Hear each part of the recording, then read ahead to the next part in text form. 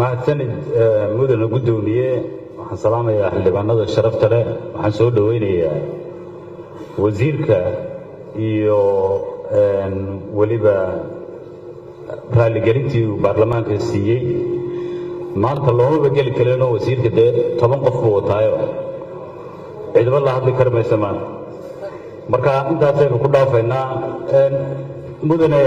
sacad alwasiir cadaaladdu sideedaba waa arrinka ay Soomaaliya u dhitinayso oo waxayna habsaamiyey ummad ahaan halkaa ayna dhigeen waa cadaalad darro baahsan oo ummadda Soomaaliyeed wada haysta maanta intiisa sharciyeedkan wuxuu bundhig u noqonayaa in cadaalad la helo haba iska yaraato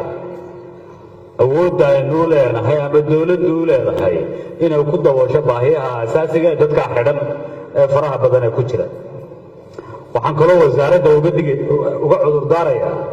inaan cadaaladdu ka bilaaban wasaaradda cadaaladda ama xeer ilaaliyaha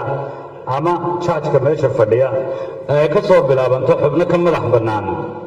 wasaaradda cadaaladda iyadana looga baahan yahay inay ku kor joogtayso hawlaha hay'adahaasi gelayaan in qofkan muwaadinkaasi xaqa loo soo xidhay iyo in kale su'aashii aan doonayay inaan wasiirka weydiiyo waxay la xidhiidhaa xubnaha guddiga xildhibaanadii horaan la qabaa mudane wasiir qodobka 15 ee aasaaska xubnaha guddigu wuxuu tibaaxayaa 9 xubnood 5 ka mida waxaa soo magacaabaya unugyo ka mida dawladda halka 4 ka midina ay yihiin ururo iyo ururo jaamacadeed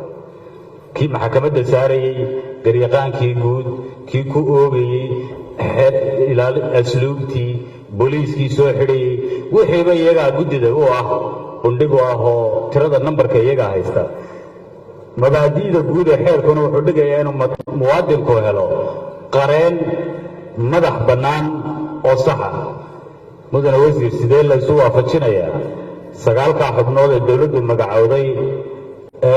iyadii haddana dacwaddii qaadayso